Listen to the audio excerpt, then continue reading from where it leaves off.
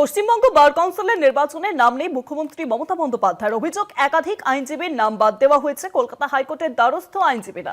7ই জানুয়ারি মামলার শুনানির সম্ভাবনা। 7ই জানুয়ারির এই মামলার শুনানির সম্ভাবনা। পশ্চিমবঙ্গের বার কাউন্সিলের ভোটে নাম নেই মুখ্যমন্ত্রী, এমনটাই কিন্তু অভিযোগ একাধিক আইনজীবীর নামও বাদ দেওয়া হয়েছে এই বার কাউন্সিলের লিস্ট থেকে।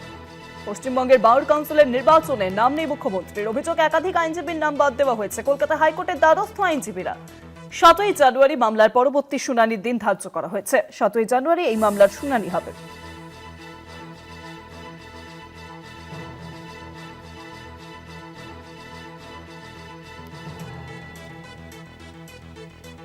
পশ্চিমবঙ্গের বার কাউন্সিলের নির্বাচনে নাম নেই মুখ্যমন্ত্রী মমতা বন্দ্যোপাধ্যায়ের। অভিযোগ, একাধিক আইনজীবীর নাম বাদ দেওয়া হয়েছে এবং ভুল নাম লেখা হয়েছে সেখানে। পশ্চিমবঙ্গ বার কাউন্সিলের বিরুদ্ধে এমনই অভিযোগ নিয়ে কলকাতা হাইকোর্টের দ্বারস্থ হয়েছেন আইনজীবীরা। বিচারপতি কৃষ্ণা রাওয়ের এজলাসে মামলার জরুরি ভিত্তিতে শুনানির জন্য আবেদন। 19 এবং 20 ফেব্রুয়ারি এই নির্বাচন হওয়ার কথা, যার জন্য নমিনেশন ফাইলিং এর কাজ আজ থেকেই শুরু হয়ে গেছে। মামলার জরুরি ভিত্তিতে শুনানির অনুমতি দিয়েছেন বিচারপতি কৃষ্ণা রাও। 7ই জানুয়ারি মামলার শুনানির সম্ভাবনা। যে খবরের দিকে আমাদের নজর রয়েছে, পশ্চিমবঙ্গ বার কাউন্সিলের যে নির্বাচন, সেই নির্বাচনে নাম নেই মুখ্যমন্ত্রী মমতা বন্দ্যোপাধ্যায়। শুধু মুখ্যমন্ত্রী মমতা বন্দ্যোপাধ্যায়ের নাম নেই এমনটাই নয়, একাধিক আইনজীবীর নাম বাদ দেওয়া হয়েছে এবং সেই জায়গায় ভুল নাম লেখা হয়েছে। পশ্চিমবঙ্গ বার কাউন্সিলের বিরুদ্ধে এমনই অভিযোগ নিয়ে কলকাতা হাইকোর্টের দ্বারস্থ হয়েছেন আইনজীবীরা। বিচারপতি কৃষ্ণা রাওয়ের এজলাসে মামলার জরুরি ভিত্তিতে শুনানির জন্য আবেদন করা হয়েছে। পরের মাস অর্থাৎ ফেব্রুয়ারির 19 এবং 20 তারিখ এই নির্বাচন হওয়ার কথা ছিল। অর্থাৎ এই পশ্চিমবঙ্গ বার কাউন্সিলের যে নির্বাচন, সেই নির্বাচন হওয়ার কথা ফেব্রুয়ারির মাসের 19 এবং 20 তারিখ, এবং যার জন্যই আজ থেকে শুরু হয় নমিনেশন ফাইলিং এর কাজ এবং মামলায় জরুরি ভিত্তিতে শুনানির অনুমতি দিয়েছে এবার বিচারপতি কৃষ্ণা রাও। 7ই জানুয়ারি মামলার শুনানির সম্ভাবনা। এই শুনানি হবে যেখানে মুখ্যমন্ত্রী মমতা বন্দ্যোপাধ্যায়ের নাম নেই, পাশাপাশি একাধিক আইনজীবীর নাম বাদ দেওয়া হয়েছে এবং ভুল নাম লেখা হয়েছে পশ্চিমবঙ্গ বার কাউন্সিলের নির্বাচনে। পশ্চিমবঙ্গ বার কাউন্সিলের নির্বাচনের নাম নেই মুখ্যমন্ত্রী মমতা বন্দ্যোপাধ্যায়ের। অভিযোগ, একাধিক আইনজীবীর নামও বাদ দেওয়া হয়েছে এবং ভুল নাম সেই জায়গায় লেখা হয়েছে।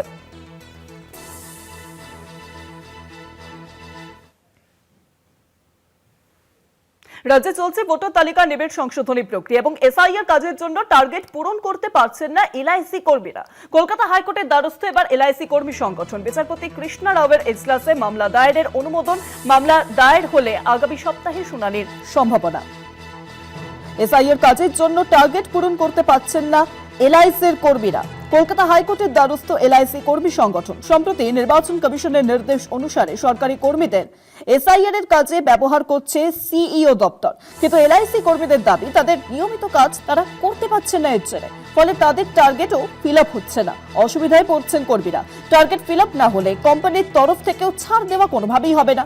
সেই কারণে এলআইসির কর্মীদের একটি সংগঠন, যে সংগঠনের নাম national federation of insurance field worker of ইন্ডিয়ার পক্ষ থেকে কলকাতা হাইকোর্টের দ্বারস্থ হয়েছে। বিচারপতি কৃষ্ণা রাওয়ের এজলাসে মামলা দায়েরের অনুমোদন। মামলা দায়ের হলে আগামী সপ্তাহেই রয়েছে এই মামলার শুনানির সম্ভাবনা।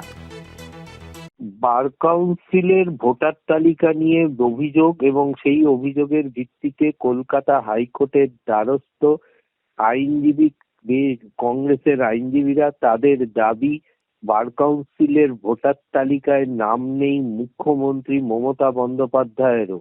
তার কারণ, মুখ্যমন্ত্রী মমতা বন্দ্যোপাধ্যায় হাইকোর্ট বার অ্যাসোসিয়েশনের সদস্য হলো এবং তিনি যেহেতু আইনি পেশায় নিযুক্ত ছিলেন এবং তিনি আইনজীবী, ফলে বার কাউন্সিলের ভোটার তালিকা থেকেও তার নাম বাদ হয়েছে। যদিও বার কাউন্সিলের এক সদস্যের দাবি, আইনজীবী প্রসূন দত্ত দাবি করেছেন যে বার কাউন্সিলের নিয়ম অনুযায়ী একমাত্র যারা প্র্যাকটিস করে, অর্থাৎ পেশায় নিযুক্ত রয়েছেন, তারাই একমাত্র এই ভোটার তালিকায় নাম তুলতে পারে। যেহেতু শুধুমাত্র মুখ্যমন্ত্রী মমতা বন্দ্যোপাধ্যায় নয়, চন্দ্রিমা ভট্টাচার্যেরও নাম না থাকার কথা, কারণ তারা রাজ্যের মন্ত্রী এবং মুখ্যমন্ত্রী যেহেতু একটি পদে রয়েছেন এবং তিনি এই পেশার সঙ্গে যুক্ত নয়, তার কারণ বার কাউন্সিলের কাছে একটি সার্টিফিকেট জমা দিতে হয়, সেটা হচ্ছে প্র্যাকটিসিং সার্টিফিকেট। এই প্র্যাকটিসিং সার্টিফিকেট যাদের জমা করা হয় তারাই একমাত্র এই ভোটার তালিকায় নাম তোলার অধিকার হয়ে থাকে। কিন্তু আইনি পেশায় যেহেতু নিযুক্ত নন, তাই তার নাম নেই বলে দাবি করেছেন বার কাউন্সিলের এক সদস্য। যদিও বার কাউন্সিলের নিয়ম অনুযায়ী যে কোনো আইনজীবী একসঙ্গে দুটি পেশায় নিযুক্ত হতে পারেন না। তিনি যদি আইনি পেশায় নিযুক্ত থাকেন তাহলে তিনি অন্য কোনো পেশা বা চাকরি বা অন্য কোনো পদ, এই সরকারি পদে নিযুক্ত থাকতে পারেন না। সেই কারণেই কিন্তু মমতা বন্দ্যোপাধ্যায়ের নাম বার কাউন্সিলের তালিকায় নেই, এমনটাই কিন্তু টেকনিক্যালি দাবি করা হয়েছে। এবং সেখানে যদিও যে আইনজীবীদের পক্ষ থেকে যে মামলা কলকাতা হাইকোর্টে দায়ের করা হয়েছে, সেখানে দাবি করা হয়েছে মমতা বন্দ্যোপাধ্যায় সহ প্রায় বহু আইনজীবীর নাম নেই এই ভোটার তালিকায়। যে আগামী ফেব্রুয়ারি মাসে বার কাউন্সিলের নির্বাচনের দিন নির্ধারিত রয়েছে। যদিও এই নির্বাচনে রিটার্নিং অফিসার হিসাবে নিযুক্ত করা হয়েছে অবসরপ্রাপ্ত বিচারপতি অসীম রায়কে।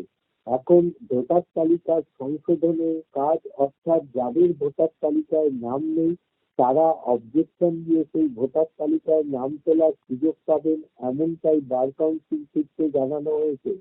যদিও মমতা বন্দ্যোপাধ্যায়ের নাম নেই এমনটাই উল্লেখ করে বিচারপতি কৃষ্ণা রায়ের মামলা দায়েরের অনুমতি চাওয়ায় মামলা দায়েরের অনুমতি দিয়েছেন বিচারপতি কৃষ্ণা রাও।